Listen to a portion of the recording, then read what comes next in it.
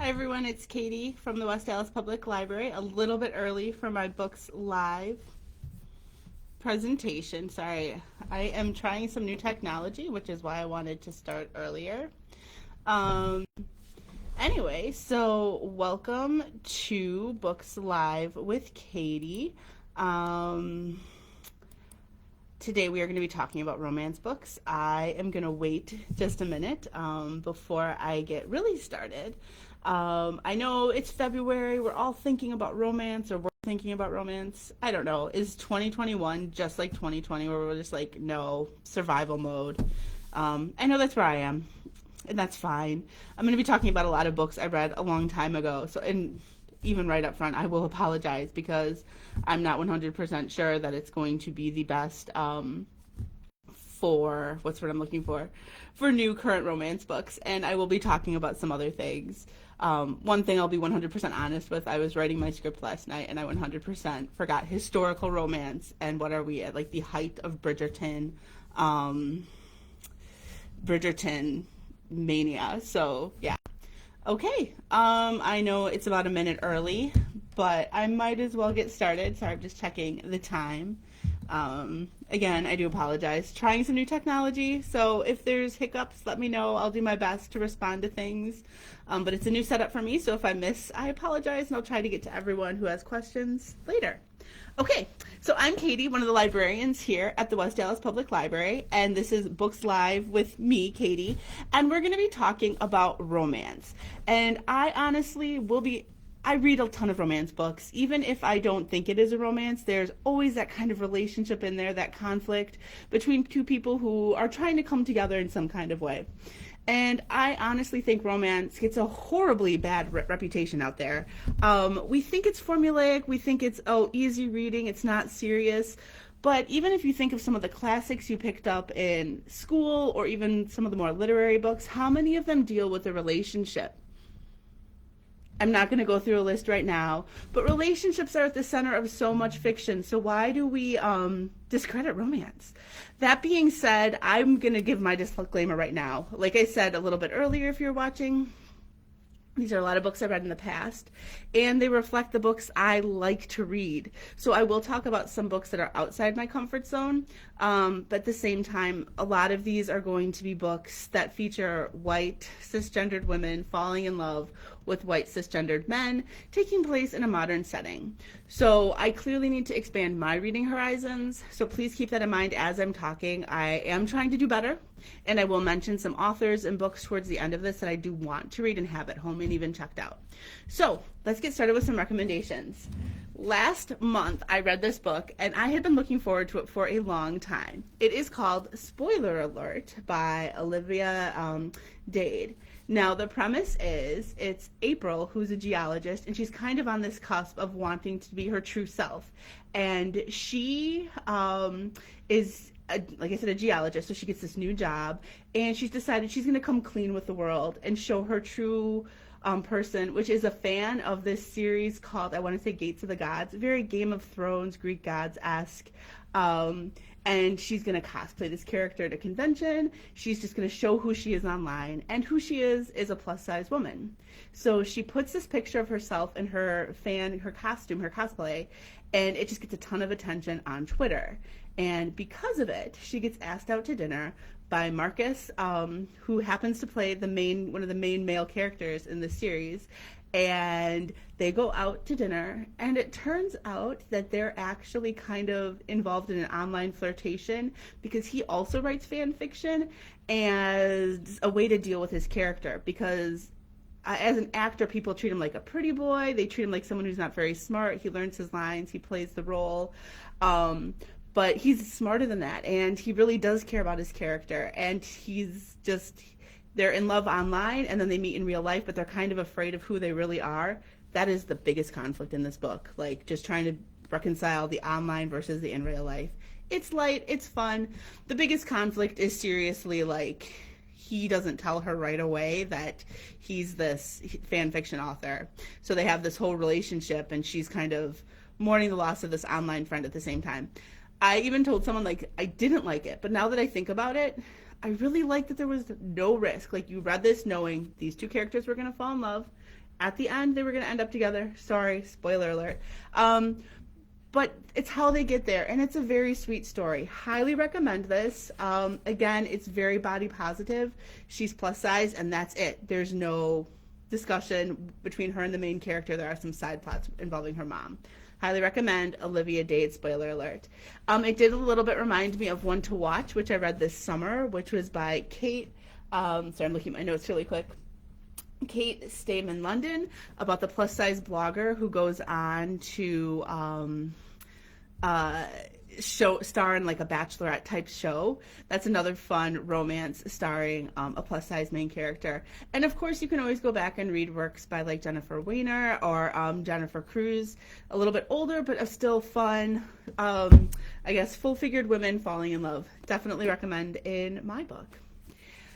Young adult is a great area to find romance. So many of them are those first romances, those sweet crushes, those all-encompassing relationships. And I think when it comes to young adult books, one of my absolute favorites is the author Miranda Kennely, and she writes the 100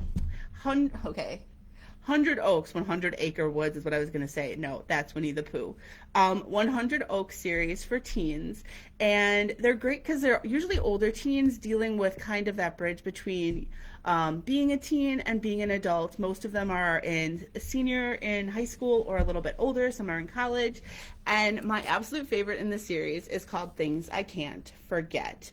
What I love about this series is it's all girls who are involved somehow in sports or sports adjacent. The first one in the series is called Catching Jordan, about a female football player who is a quarterback, and her goal is to just play for a good Division I college team.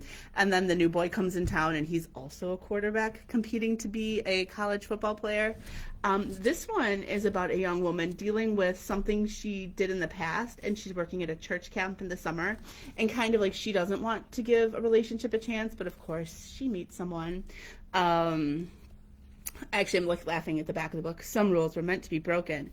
Kate has always been the good girl, too good according to some people at school, although they have no idea about the guilty secret she carries. But this summer, everything's different. This was so sweet, about a person trying to be a good person and carrying secrets for people, and then giving herself a chance to have a relationship. I love Miranda Kennely books. I highly recommend them. I want to say there's somewhere between 8 and 10 in the series, and they all have characters that pop up and show up in there.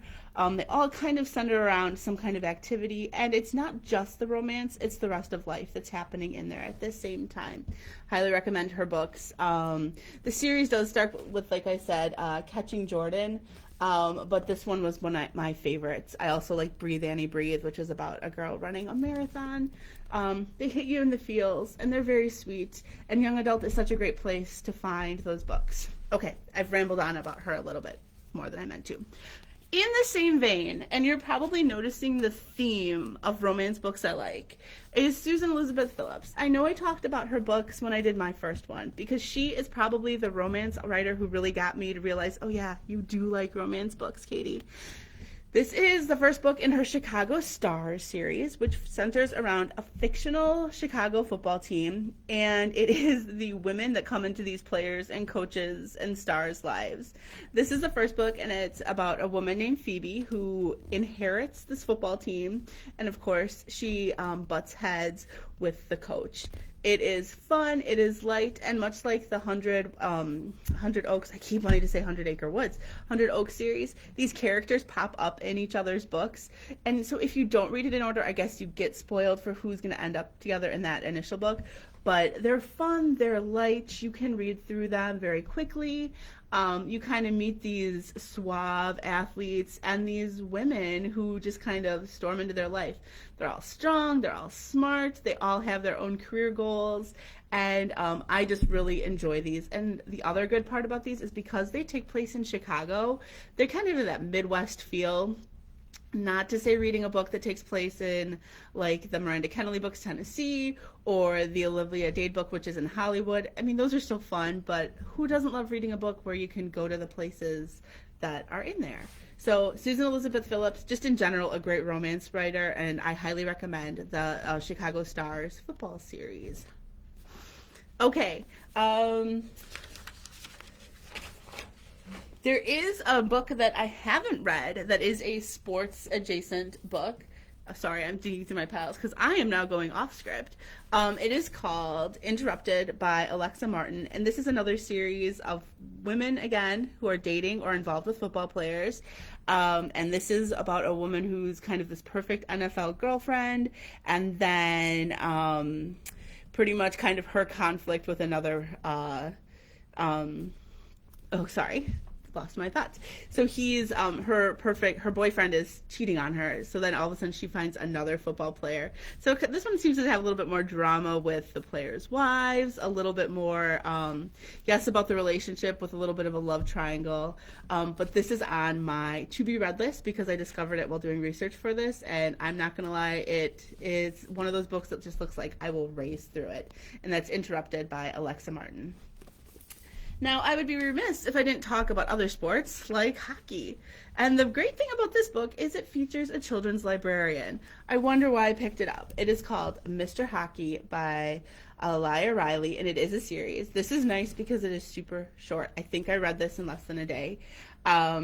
But it is about a young librarian who has an unfortunate wardrobe malfunction at an event he used to be the celebrity guest at, and then kind of how they become a couple, I guess, after this incident at the library. So again, a short book, fun, light. I will admit, compared to the other books, a little bit steamier. So if you do like your romance a little bit, I guess, warmer, this one is more for you. But it's a fun series. It's light, it's easy, and again, I had to bring it up because it does have a children's librarian in it and a hockey player. So like I said, sports and librarians, two things on my list, a fun, light read. And I think there's 2 more books in the series. They didn't feature librarians, so clearly I didn't read them. No, just kidding. They're on my to-be-read list, which is bigger than I have time to read. Okay, I don't have a ton of books featuring same-sex relationships, but I did want to talk about one graphic novel I read I shouldn't say a long time ago, it's not that old, but this Check Please series by Ngozi Ukazu is adorable. And it is about a young gay man who wants to get out of his small southern town, and he's a figure skater, so he gets a hockey scholarship for this kind of northern hockey school. And yeah, it's really cute. And he's a vlogger and a baker, and then of course he has a crush on the captain of the hockey team. Again, it's a graphic novel, so it's really low time investment. I think I read this again in one sitting, and it's just cute. These hockey players are kind. I think the best part about it is they're trying to get him a date for the dance, and he admits he's gay, and they're like, oh, that's no big deal. So yeah, if you're looking for something light, sports, and looking for that same-sex relationship, this is a cute, fun, light read. That's Check Please. And there is a new one. There's a second one that came out, which is definitely on my to-be-read list. Okay. Going through my piles a little bit more quickly than I thought. I pulled this one because I read it a couple years ago. It's called Wife 22 by Melanie Gideon, and it's kind of like, the best way I can describe it as if the song, the Pina Colada song were a book. It's about a woman who does this online survey about relationships and people being, kind of married for a long time. And it turns out, I don't want to spoil it, but she does this survey online about satisfaction in a relationship and kind of rekindles her relationship with her husband. It's a little bit more untraditional compared to the other ones I've talked about, but that's kind of part of the charm of these, is that romance can really take you anywhere. It's very sweet. I read it really quickly. Very fun. Okay, I know I'm missing a ton of authors, a ton of subgenres with romance, so I'm going to go one more book, and then I'm going to talk about some of my I want to reads. So the last author I want to talk about is Meg Cabot.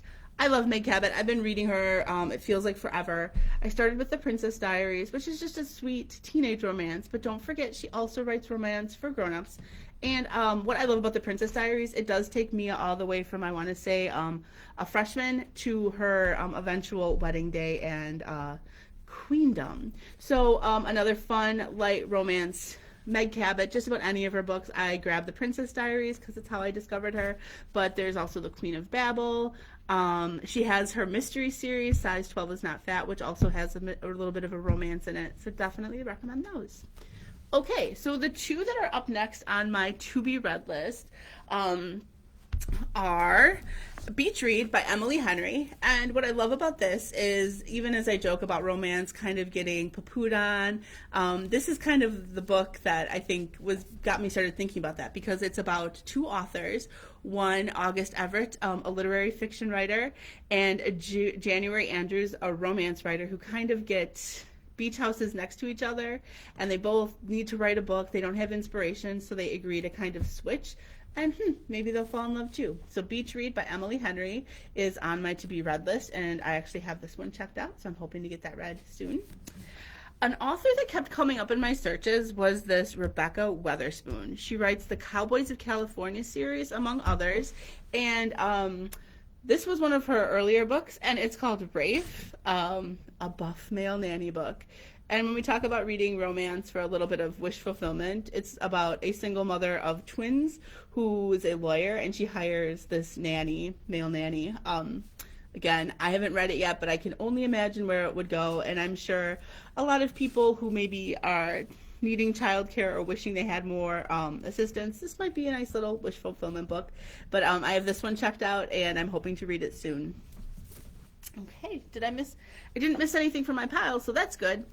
Speaking of authors, I do want to read Jasmine, oh boy, I'm forgetting her name. She wrote The Proposal, Jasmine Gilroy, and then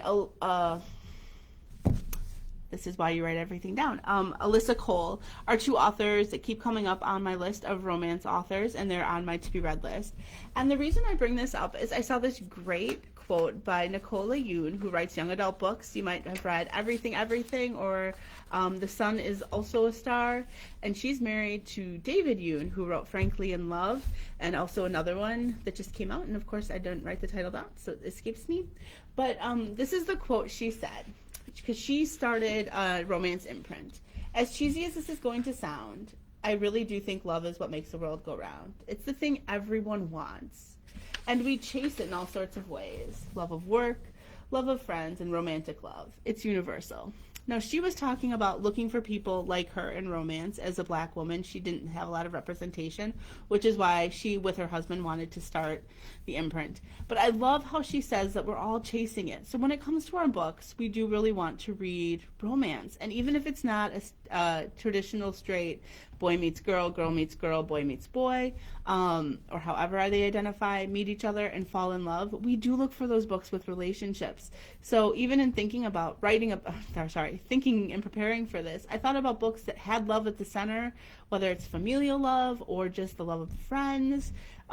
Those can too be great reads. So today I gave you a few romance suggestions. I hope you enjoyed it. Next month, I don't have a theme yet, but we will be together on March 24th to talk about some more books. Maybe it'll just be what I read, or maybe even books I didn't finish. I did not do great reading last month. I need to get back on my reading resolution and set that timer for 20 minutes a day. I did finish 2 books. The Amber Ruffin book, You'll Never Believe What Happened to Lacey, which I highly recommend as a way to see how racism does impact people. And it's really funny in a disturbing way. I guess it's the way they handle it. And I think in a lot of ways, it could be a darker book, but they chose to handle it with a little bit of humor. And I read Lauren Zimmerman's My Eyes Are Up Here, which was a nice YA book about a girl dealing with body image issues. So thank you so much for joining me today. I will record this and put it up on Facebook later, as well as on the blog with a list of the books I shared. Thanks, everyone. Bye.